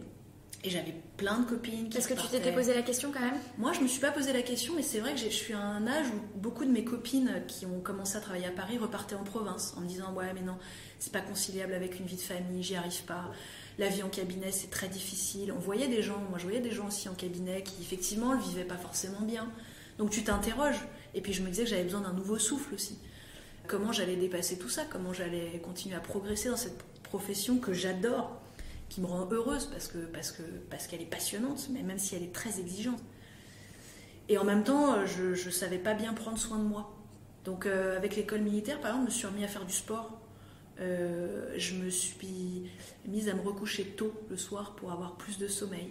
Je me suis mise à relire beaucoup plus. Et en fait, ça m'a permis de me stabiliser beaucoup plus, de prendre effectivement soin de mon corps, et pas que de ma tête, de mon intellectuel, de prendre conscience de moi et d'avoir les pieds encore plus ancrés dans le sol et de savoir ce que je vaux, ce que je suis, mes défauts, mais que du coup tout ça je peux l'utiliser, puis je suis comme je suis quoi. Ouais, je suis pas parfaite, j'ai plein de défauts. Alors comment tu utilises tes défauts justement ? Eh ben j'essaye de me dire que c'est une manière, d'abord que j'ai pas mal d'énergie et que oui je peux être parfois un peu difficile, un peu exigeante, mais bon, c'est une manière aussi pour moi de me dépasser, et donc il faut juste que j'apprenne à être un peu plus patiente, à être plus calme, et à le dire de manière plus calme aussi, et à communiquer de manière plus calme. Je pense que le fait d'être maman aussi, ça m'a aidée. Ça m'a aidée à communiquer autrement, et à vraiment essayer de comprendre que partout, quand on communique et quand on dit les choses, ce qui compte, c'est pas de convaincre les gens. Il ne faut pas être que persuasif, il faut être légitime, donc il faut essayer de faire en sorte que les gens en face sont intelligents. Il n'y a pas besoin de les persuader de faire des choses, de les convaincre et de leur appuyer dessus. Il faut les laisser décider tout seuls. Ils sont bien plus intelligents, il suffit juste d'insuffler des choses, d'être sincère et de leur donner envie. Et puis après, les choses, elles émergent d'eux-mêmes. Je l'ai vu sur mes enfants. Et ça m'a permis de réfléchir à tout ça aussi, et puis à la femme que je suis dans le monde dans lequel on vit. Donc tout ça est arrivé un peu à un moment charnière, je pense, de ma vie, avec une forme de cohérence. Et je pense que pour poursuivre le chemin, après, je me suis inscrite dans une formation de coaching systémique, qui m'a permis de décoder beaucoup plus les organisations, les systèmes, comment ça marche. Et en même temps, comment on peut utiliser les choses et comment on peut utiliser surtout ses émotions, ce qu'on ressent. Et puis ça m'a appris à beaucoup plus écouter, mais écouter parce que ce qu'on me dit, et regarder les gens, écouter le langage du corps, du souffle, de ce qui est dit, ce qui n'est pas dit. Ça m'a appris à écouter les silences, et ça m'a appris à faire des silences. Moi j'avais besoin de parler tout le temps, blablabla, une espèce de moulin à paroles, mais déjà quand j'étais petite, je pense pour combler des choses. Donc ça m'a permis de me calmer beaucoup plus. Et là encore, de connaître mes patterns, décrypter un peu mon cadre de référence à moi, mais aussi du coup de les utiliser. Je me rends compte que je suis très impatiente. Je l'ai toujours vu effectivement si je regarde ma carrière ou même ma vie. Mais finalement, je suis comme ça, donc maintenant je me dis ok, je suis comme ça. Là, c'est pas grave, ça va être un moteur. Et en même temps, tiens, là, Caro, on se calme, reste patiente, prends le temps de la réflexion, prends du temps, laisse du temps en face, les choses vont se décanter plus calmement. Et finalement, tout se passe beaucoup mieux. Et toute cette manière de mieux écouter m'a permis de progresser sur moi et dans mes relations aux autres. Ça arrivait au bon moment et j'ai vachement appris sur le leadership, sur qu'est-ce que c'est qu'être un manager et puis comment on écoute soi et comment on écoute mieux les autres. Alors, est-ce que ce genre de formation t'aurais aimé, vu que avocat, on s'avait dit, je pense que toute profession est concernée, mais vu que avocat c'est quand même une profession de relationnel, est-ce que t'aurais aimé être sensibilisé à ces questions-là avant? Alors, oui, parce que c'est ce que j'avais dit d'ailleurs quand j'avais proposé de faire cette formation, parce qu'encore une fois, j'ai demandé du temps. Je leur avais dit, avocat, on n'est pas formé pour être des managers. On le voit bien dans tous les cabinets qu'on a tous pratiqués. C'est pas le grand fort des avocats. On est persuadé qu'on sait tout faire et qu'on est super bon, puis on est des communicants, on sait plaider, donc on sait parler, mais en fait pas du tout. Donc j'avais conscience que je devais apprendre des choses là-dessus. Peut-être que oui, j'aurais pu l'apprendre plus tôt, et en même temps, moi je me dis que finalement c'est arrivé au bon moment de ma vie, et je ne sais pas si j'en aurais tiré autant d'enseignements en étant plus jeune. J'ai eu l'impression que ça demandait quand même une forme de maturité sur certains sujets, et je pense même que je l'ai fait encore un peu jeune. J'ai beaucoup de travail à faire et beaucoup de pratique à faire encore. Mais on peut être sensibilisé beaucoup plus, ça c'est sûr. Ça dépendra aussi de la manière dont les cabinets d'avocats, par exemple, ont envie de se structurer et réfléchissent à ces questions. Ils le font de plus en plus, parce que la génération qui est beaucoup plus jeune que moi, elle est beaucoup plus exigeante sur les relations humaines. Moi, j'ai accepté parfois qu'on me balance des dossiers à la figure. Aujourd'hui, je pense que les collaborateurs qui prêtent serment, ils n'accepteraient pas du tout ce genre de choses. Moi, j'ai accepté de faire des stages non payés. Aujourd'hui, c'est plus possible. Donc, j'ai grandi comme jeune avocat ou stagiaire avocat dans des structures qui n'existeraient plus vraiment aujourd'hui, ou en tout cas qu'on n'accepterait plus. Et tant mieux d'ailleurs. Mais voilà, moi je me suis construit comme ça. La formation au management, c'est intéressant, et en même temps, je crois que ce qu'il faut se dire quand on est jeune avocat, et c'est ce que je disais beaucoup aux plus jeunes, moi que je voyais, c'est ça dépend pas que des managers, ça dépend aussi encore une fois de vous. C'est-à-dire, si une relation avec votre associé se passe pas bien, si un truc dans votre équipe se passe pas bien, faut le dire, faut aussi parler, faut pas subir. On a un truc en France avec notre éducation, on est aussi persuadé au début qu'on doit souffrir pour réussir. Mais en fait, non. On peut parler aussi, on peut se dire les choses. Et puis, il y a des choses qui ne doivent pas être négociables. Moi, quand je devais partir à certaines heures, parce que je devais soit aller assumer mon rôle de maman, ou parce que j'avais une réunion politique ou un engagement important, je partais. J'ai jamais été une collaboratrice assise dans son fauteuil avec des horaires. Donc non, en fait, c'est pour ça que je te demande, parce que cette formation en management, pour moi, c'est pas juste un management du haut vers le bas, c'est aussi finalement pour soi mieux gérer son environnement autour de soi. Ouais. Et donc c'est pour ça que je te pose la question de, est-ce que finalement tu t'es dit ça arrive pas tard, mais je découvre tout un truc qui change complètement ma manière de... Ça change complètement ma manière de voir les choses. Je l'ai utilisé avec mes enfants, mais même j'en parle à mes enfants. C'est-à-dire que je suis persuadée aujourd'hui que des choses comme ça, ou proches de ça, peuvent être enseignées aux enfants, et qu'on pourrait avoir de l'éducation civique au lycée, mais on pourrait aussi avoir des cours de développement personnel, qu'on apprenne un peu... Alors, soit, je sais pas, de la psychologie, du coaching, des tas de choses qui sont des... Ce que j'ai aimé dans le coaching, en plus, c'est que ça te permet d'avoir des solutions opérationnelles derrière, pragmatiques. On tend vers quelque chose, on ne se demande pas toujours pourquoi on est comme ça, mais plutôt comment on va faire quelque chose. Et donc, comment on atteint un objectif. Et je trouvais ça passionnant. Et effectivement, on pourrait trouver des tas de moyens, chez les plus jeunes, de leur apprendre à s'écouter, de leur assurer qu'on n'est pas obligé de souffrir pour obtenir des choses. Ça ne veut pas dire qu'on n'est pas obligé de faire des efforts. Il y a la souffrance et faire des efforts. Moi, je suis persuadée que l'effort est fondamental.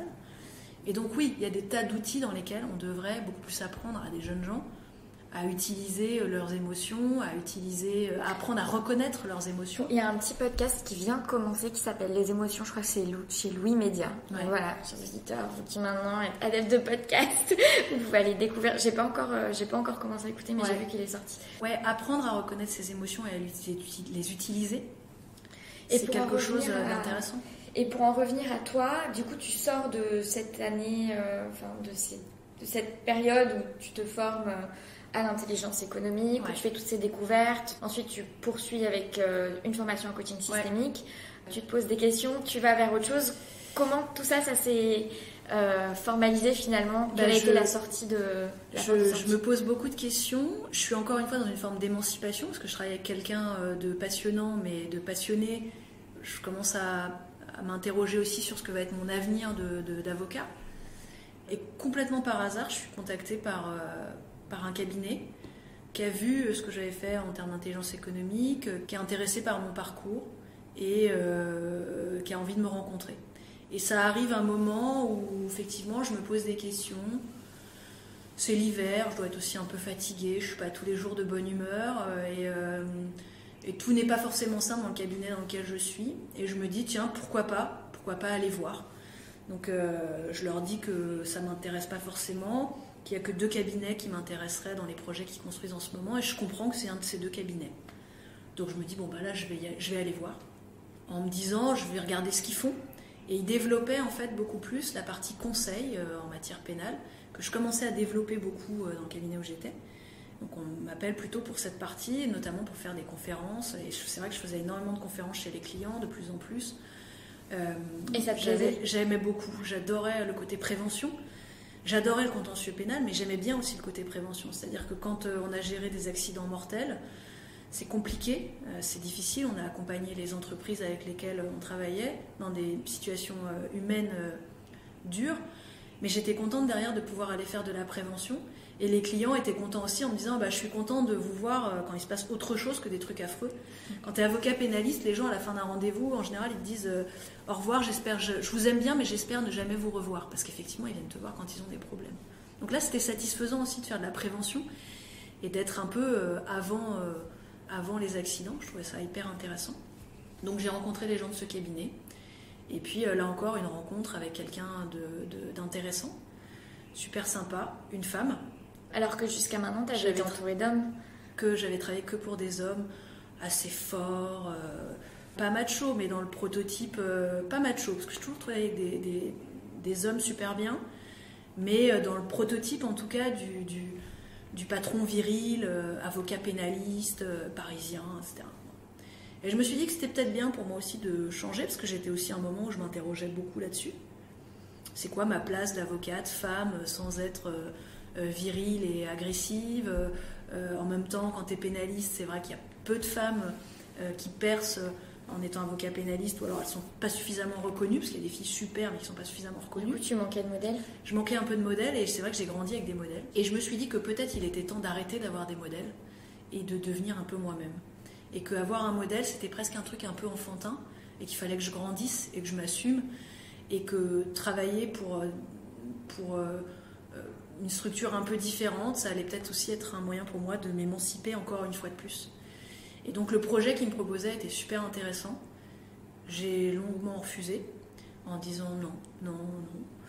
Et puis on me rappelait, plus je disais non. Non, parce que j'adorais la personne avec qui je travaillais, j'étais pas mal dans ce cabinet. J'ai ce côté très fidèle. Je sais qu'ils m'ont permis d'avoir une forme de liberté. Je m'étais dit, si jamais en plus je leur dis que je pars, ils vont me dire à tous les coups que je les trahis alors qu'ils m'ont permis de faire mes formations, etc. J'avais un conflit de loyauté. Ouais. J'avais un conflit de loyauté très fort.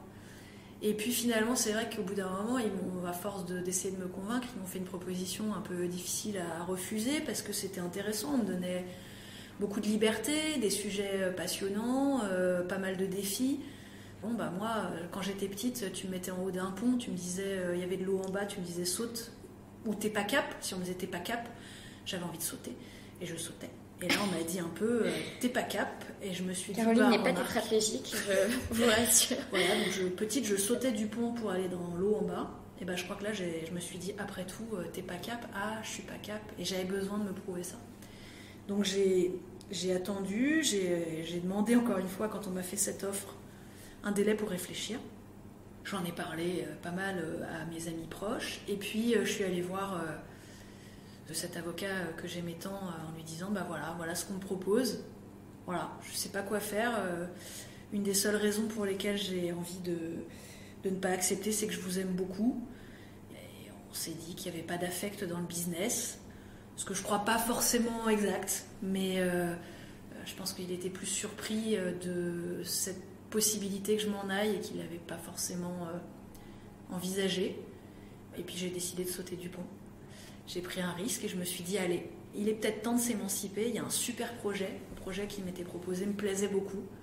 Donc je me suis dit c'est cool parce que si je pars pas pour des mauvaises raisons. Je pars pas parce que j'aime plus les gens. Au contraire, je pense que quand on a aimé les gens, on les aime toute sa vie. Et voilà, j'ai pris la décision d'accepter, de partir dans un cabinet d'affaires encore plus grand. Mais une décision difficile du coup, parce que quand tu as eu cette décision, t'espérais quand même... t'aurais pas eu cette décision si t'espérais pas une autre opportunité de sa part. Comment est-ce que tu as vécu justement ça ? Peut-être que effectivement, si y avait eu d'autres engagements de la part de ce cabinet, ou si j'avais eu un petit peu plus de lisibilité, peut-être que je me serais moins interrogée. En même temps, c'est quelque chose qu'ils ne pouvaient pas faire pour des raisons structurelles, organisationnelles, que je comprenais parfaitement.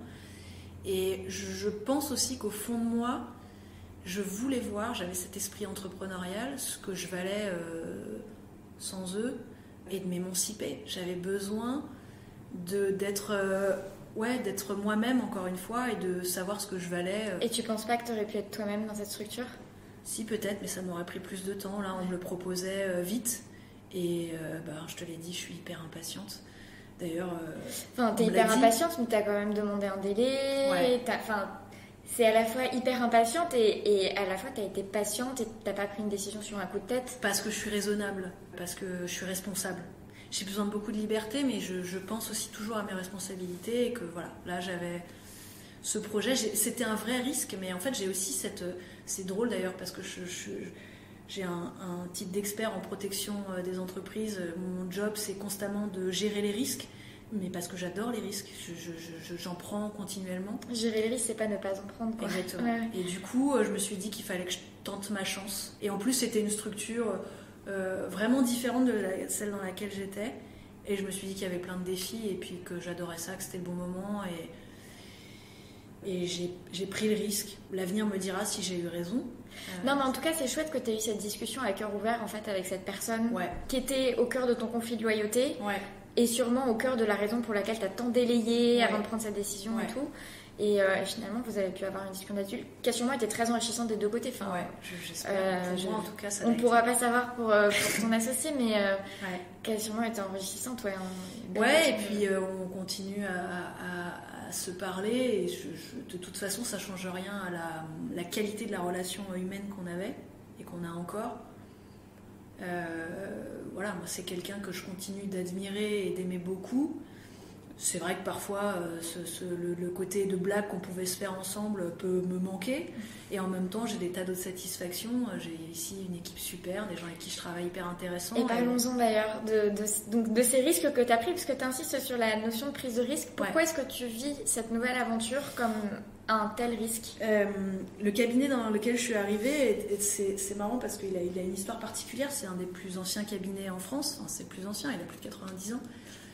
Il est à la Défense. Moi, je me souviens le jour de ma prestation de serment, je suis arrivée, je devais aller voir un client dans une tour à la Défense pour faire de la compliance, de la prévention du risque pénal. Et en arrivant à la Défense ce matin-là, le jour de ma prestation de serment, je me suis dit, mais jamais je travaillerai à la Défense pour en plus aller dans une tour et faire de la prévention des risques. En fait, 10 ans après, c'est exactement ce que je fais et c'est génial, c'est hyper intéressant. Et c'est un cabinet qui bouge beaucoup, mais qui a une image, à Paris en tout cas, assez éloignée de ce qu'il est véritablement. Et en fait... C'est quoi l'image que tu avais ? Moi, l'image que j'avais, c'était un cabinet un peu fiscaliste, grand cabinet d'affaires, un grand paquebot, une structure pas forcément souple, et peut-être un peu vieillot. Et d'ailleurs, quand j'ai dit à mes copains et copines pénalistes de Palais où j'allais, ils rigolaient en me disant « Non mais pas toi, c'est pas possible ». là-bas, c'est pas des vrais avocats. Et en réalité, ils connaissaient pas cette structure. Et en plus, c'est une structure qui bouge. Et justement, en fait, c'est ça qui est génial. Donc, en fait, ta prise de risque, c'était par rapport à cette image, au fait de changer de case en tant que professionnel. Complètement changer de case, aller dans un style très différent. Voilà, et puis et en même temps, il n'y a que des entrepreneurs ici. De plus en plus, la structure, elle bouge. Il y a plein de petites structures, mais qui s'apportent des tas de choses entre elles.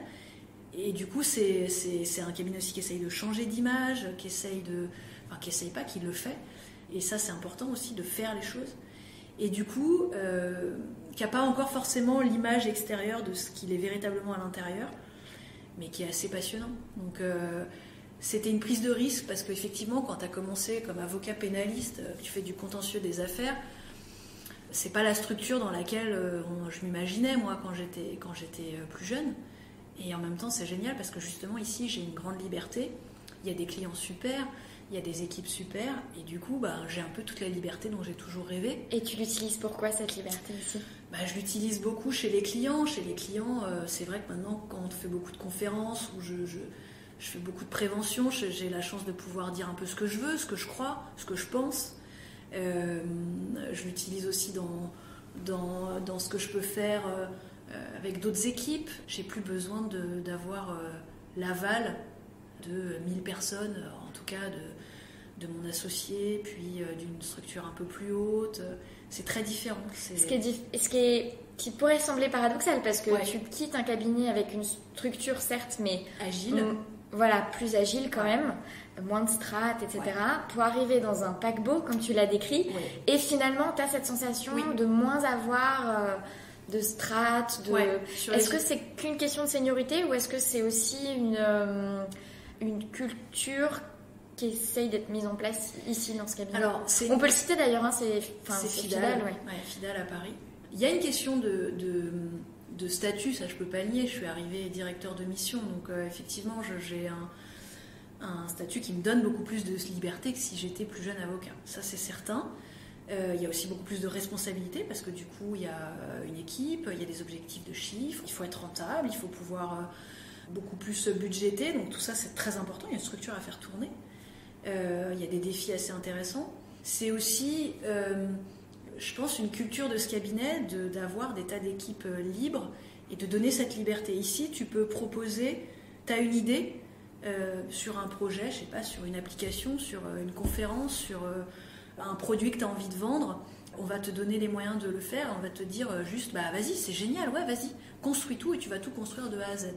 Donc c'est même parfois un peu angoissant parce que tu te dis j'ai eu l'idée, la il va falloir que ça je vient crée, avec la responsabilité. Exactement, la responsabilité. Donc les gens s'imaginent la liberté. Il y a pas mal d'articles là-dessus sur les entreprises libérées qui disent c'est pas juste un fantasme, l'entreprise libérée, c'est aussi énormément de contraintes parce que ça fait descendre les niveaux de responsabilité et donc c'est un peu plus lourd pour tout le monde, même si ça apporte une montée en compétences et plus d'autonomie, etc. Donc, et puis il faut continuer à faire de job à côté. Donc moi ça me donne une espèce de bouffée d'air frais où je peux continuer à être responsable, traiter des dossiers super intéressants avec des clients passionnants, un réseau en plus parce que c'est un cabinet qui a beaucoup de structures en province. Et donc d'ailleurs j'ai interviewé une qui paraîtra à la prochaine saison, une avocate de chez Fidal à La Rochelle. Génial. Donc, vous aurez bientôt un témoignage d'une avocate. Et ça c'est passionnant parce que du coup on peut développer aussi avec des confrères en province et moi j'adore ça parce qu'ils ont accès à des entreprises et des clients super, on a des manières complémentaires de voir notre profession et moi j'adore aller pouvoir travailler aussi avec d'autres gens en province. Donc ici, on peut le faire, quoi. Donc c'est assez passionnant et même si c'est pas facile tous les jours, parce qu'effectivement c'est aussi une grosse structure, donc il y a des tas de règles moi que je connaissais pas, que j'ai pas vécu, Comme quoi il faut que je m'habitue. Alors, les logiciels de facturation, va falloir encore que je m'y fasse un petit peu. je suis beaucoup plus manager, donc il y a des salariés. Je n'ai pas géré de salariés, je ne sais pas comment on gère des salariés forcément. Les jeunes avocats ici n'ont pas de clientèle personnelle parce qu'ils sont avocats salariés. Donc c'est pas la même manière d'approcher le début de profession. C'est vrai que moi parfois j'ai envie de leur donner des petits dossiers que je reçois dont je peux plus m'occuper. Enfin des petits dossiers. il n'y a pas de petits dossiers, mais en tout cas des affaires moins d'enjeux ou qui ne pourraient pas me permettre de continuer à faire ce que je fais ici. Je ne peux pas forcément leur donner, alors que je trouve que pour eux, ce serait un outil de formation génial, mais parce que moi, j'ai été formée comme ça et que j'ai trouvé ça passionnant. Mais en même temps, ça leur donne des tas d'autres outils super. Ça les protège sur des tas de choses, ils ont accès à des formations super. Et en fait, ici, il y a cette construction beaucoup plus de former les gens. Donc, on a des formations de management, on a des formations sur des points techniques, et ils construisent les avocats de demain. Et ça, je trouve ça assez passionnant. C'est des choses que moi, j'ai pas eues. J'ai eu la chance de pouvoir me construire seule, mais c'est peut-être pas donné à tout le monde. Et ici, ils ont des outils super pour devenir des vrais avocats, hyper compétents techniquement et humainement. À eux de savoir ce qu'ils auront envie d'en faire, mais il y a des outils comme ça super sympas. Et puis après, on est dans une tour à la Défense, donc voilà. Moi, je suis au 18e étage. Et ça te fait quoi? Toi, tu viens... Voilà, vu d'où tu viens, quand tu vois un peu ce parcours d'être en haut de cette tour... Alors en fait, ça me fait plus rien. C'est-à-dire que, autant je te parlais de ma première expérience où je m'étais dit, tiens, c'est génial, je vois la tour Eiffel. Je crois que j'ai grandi là-dessus et qu'en fait, la liberté et l'émancipation, elle est absolument pas dans le matériel. Elle est vraiment intellectuelle, humaine. Et au final, je m'en fiche. Et j'ai plein de copains qui me disent, mais quand même, tu travailles à la Défense. Je leur dis, ouais, mais alors... Donc c'est ça ton émancipation. C'est ça mon émancipation, c'est voir autre chose que le matériel. C'est avoir cette liberté véritablement intellectuelle et humaine. Et du coup, d'être à la Défense, ça me fait rire parce que justement, mes copains avocats de palais se moquent de moi aussi. Et je leur dis, mais votre truc, c'est snob. On se moque, entre guillemets, parce que je suis avocat au barreau des Hauts-de-Seine et plus avocat au barreau de Paris. Et donc, je me moque, encore une fois, en leur disant, mais c'est vous qui êtes super snob. Même si j'étais quand même bien au barreau de Paris. Mais bon, ben voilà, c'est comme ça. Et je pense que justement, je me suis vraiment réconciliée avec tout mon parcours et que tout ça, c'était génial, c'était pour me donner de la force. Et maintenant, ce que je vois, c'est l'avenir devant, c'est avoir une vie professionnelle hyper épanouissante. Ce métier, je l'adore. Le matin, je me lève, j'ai pas mal au ventre avant d'aller au travail. Et déjà, rien que ça, c'est une liberté incroyable et une chance incroyable. Je rencontre des clients qui sont passionnants. J'ai des clients géniaux, qui sont des gens gentils. Quand je suis partie de mon précédent cabinet, j'ai reçu des cadeaux de mes clients. Voilà, il y a plein de choses comme ça où tu te dis, je fais ce métier pour être avec des gens, en fait. Pas pour avoir un bureau d'une certaine taille ou une rétrocession d'une certaine vue. Ouais. Exactement. Au final, tout ça, c'était un truc de banlieusarde un peu aigri, peut-être, mais... mon émancipation, elle est beaucoup plus importante et elle est ailleurs. Ma liberté, elle est ailleurs. Donc en fait, la seule chose qui compte pour moi, c'est de m'amuser, de rire, d'aider les clients, de les accompagner, puis d'avoir une vie équilibrée à côté, de continuer à voir les copains que j'ai rencontrés quand j'avais 3 ans, de prendre du plaisir dans ma vie de famille, de continuer à faire du sport et d'être quelqu'un d'épanoui et d'heureux, quoi. Voilà. Peu importe où je suis, ce que je fais, ce qui compte, c'est que je m'amuse. Donc, non, je pense que c'était une bonne chose de changer, même si, qu'est-ce que c'est dur de recommencer à zéro, de ne pas avoir l'historique des dossiers, des clients. C'est confortable quand tu connais tes clients depuis longtemps, tu connais par cœur leur structure. Ici, il faut recommencer. Il y en a d'autres que j'ai gardés, mais voilà, ouais, je recommence à zéro. C'est fatigant, c'est épuisant, c'est passionnant, c'est enthousiasmant. Et puis, j'apprends des tas de nouvelles choses sur moi, sur mon métier, je le vois d'une autre manière. C'est quoi tes prochains challenges ? C'est de continuer cette émancipation humaine et intellectuelle. J'ai un vrai challenge entrepreneurial. Il faut que je monte une petite entreprise Caroline Dio, que je continue j'ai envie de m'investir dans ce cabinet qui est assez passionnant, de participer vraiment à l'œuvre de ce cabinet et de la dynamique dans laquelle il est. Et puis en même temps, c'est aussi de faire grandir les gens qui sont autour de moi dans ma vie personnelle, puis d'être heureuse, quoi. Donc mes prochains challenges, ils sont plus sur le côté entrepreneurial, continuer à faire que ça fonctionne. Et là, j'ai un gros défi devant moi. Et puis, tout en gardant cette stabilité à côté, parce que j'en ai des copains qui font des burn-out, j'en ai des copines qui quittent la profession, pas par choix de faire autre chose, mais par un peu dégoût de ce qu'elles ont pu vivre. Et moi, j'ai pas envie de subir, j'ai envie d'être heureuse. J'ai envie que mes enfants soient heureux et j'ai envie que voilà, les gens qui sont autour de moi soient bien. Donc j'ai des aspirations beaucoup plus beaucoup plus cool, beaucoup plus simple. Et pour moi, le luxe, c'est d'aller juste manger au resto une bonne côte de bœuf avec mes meilleurs copains quand j'en ai envie, quoi. Ça, c'est le vrai luxe. Tout le reste, ça m'intéresse pas vraiment. Donc j'ai envie d'être bien dans mes baskets. Ça, c'est peut-être ce que j'aurais gardé très positif aussi de mon 93, c'est bien dans mes baskets. Et c'est hyper important. Et c'est vraiment une des difficultés dans cette profession, je trouve. C'est vrai que vraiment, j'ai vu plein de gens de mon âge quitter par renoncement. Et je crois qu'on a une chance de pouvoir se battre pour quelque chose de passionnant, mais il faut aussi garder cet équilibre, il faut dire ce qu'on pense, dire ce qu'on a envie de faire. Donc ce serait ça ton conseil? Ouais. Ce serait de mieux s'écouter, de mieux communiquer, de mieux en parler sur leurs aspirations, leurs envies. Parlez de vos aspirations, parlez de ce que vous ressentez, utilisez vos forces, on n'a pas tous les mêmes forces. Et il faut dire les choses, il ne faut pas renoncer. Quand il y a un truc qui se passe mal avec un associé, faut en parler, il faut résister, il faut essayer de trouver des manières d'arranger les choses. Et il ne faut pas subir. Il ne faut jamais rien subir et il faut garder sa liberté. Et vraiment, faire des choses à côté qui nous équilibrent, c'est pour moi hyper important. Moi, j'ai vu plein de jeunes avocats qui me disaient « Mais j'ai pas le temps d'avoir de clients perso, j'ai pas le temps de faire des formations, t'as vu tout le boulot qu'on a, j'ai pas le temps, machin. » On n'a jamais le temps, en fait, mais il faut le prendre.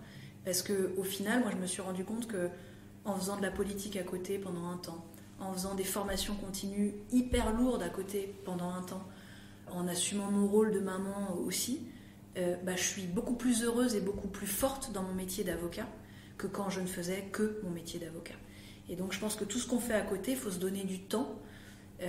Mais on en revient en fait que tu disais que toi tu l'avais imposé ta liberté dans ton précédent cabinet et tu l'imposes en fait.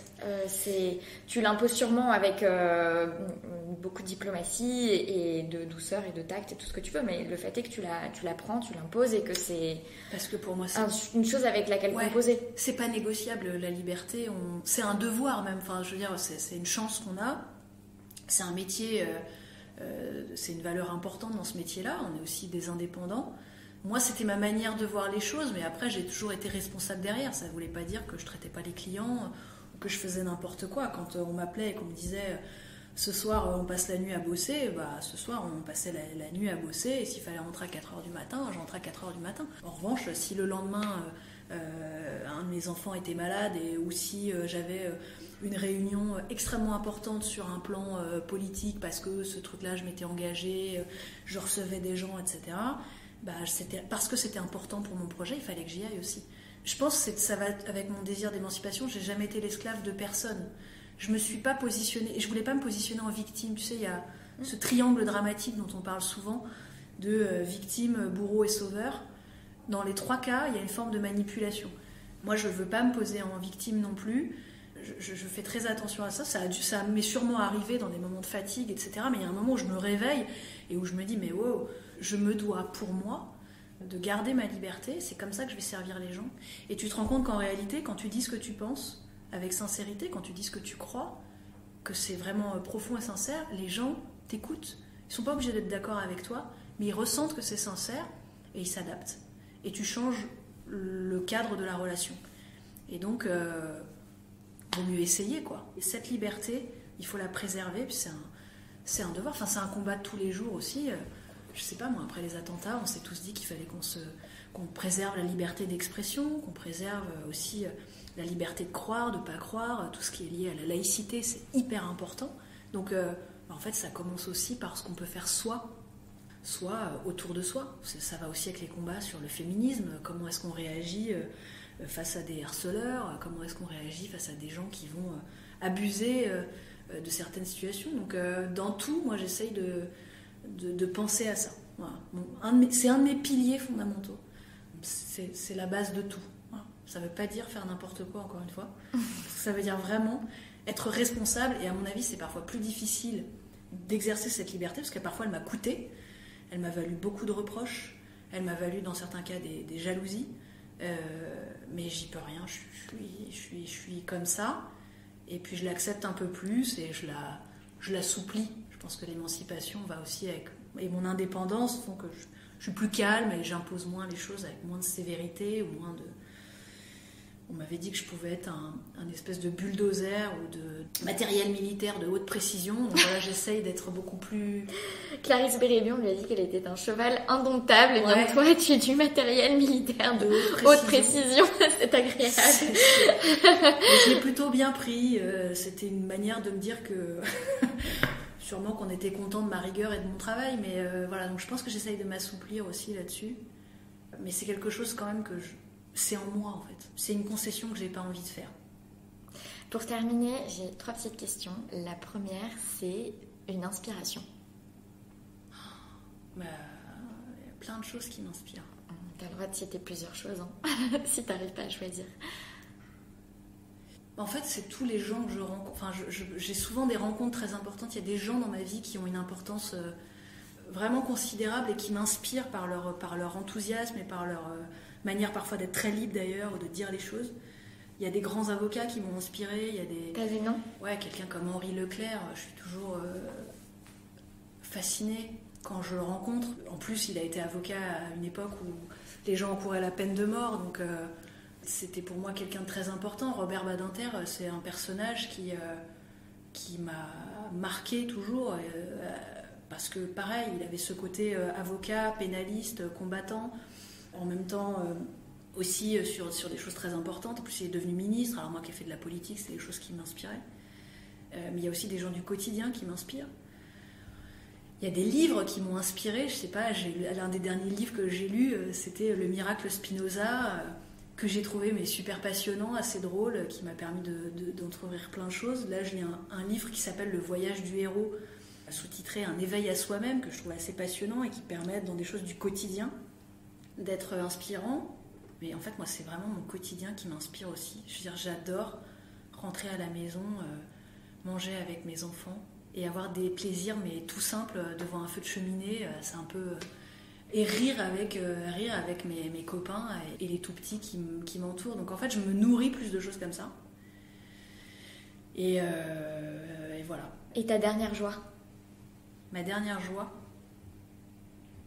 Bon, j'étais hyper contente ce week-end, j'ai fait un coup de vélo et j'avais un super score. Mais ma dernière joie, en fait, c'était hier soir.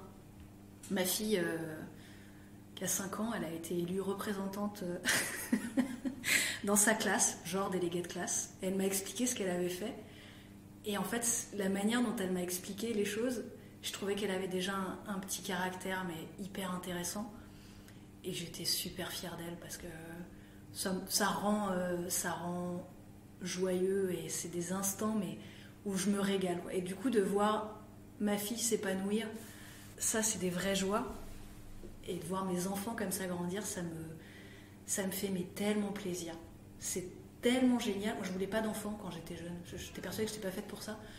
Et quand je les vois tous les jours, ils me font tellement rire par leur caractère et leur différence que je trouve ça génial. Qu'est-ce que tu portes sous ta robe ? Qu'est-ce que je porte sous ma robe ? Je porte des vêtements très rigoureux et classiques. Mais en revanche, sous les habits et à l'intérieur, il y a un petit cœur complètement révolté contre les injustices et qui a envie de tout casser. Et une espèce d'enthousiasme, de volonté de faire sous une robe et sous un côté un peu classique et tradi. En réalité, il y a une espèce de sauvagerie révolutionnaire, mais passionnée par ce que je fais. Donc voilà, il y a un côté très classique, très comme ça, lisse, et en même temps, en dessous, il y a une espèce de volcan. Méfiez-vous de l'eau qui dort. Ouais. Merci beaucoup, Caroline. Merci à toi. Si vous avez aimé cet épisode et si vous aimez ce podcast, dites-le moi en commentaire et en le notant sur iTunes ou l'application podcast que vous utilisez. C'est ce qui m'aide le plus à lui donner de la visibilité. Je laisse aussi l'email de Caroline en note de l'épisode pour que vous puissiez la remercier. Merci pour votre écoute et à la semaine prochaine.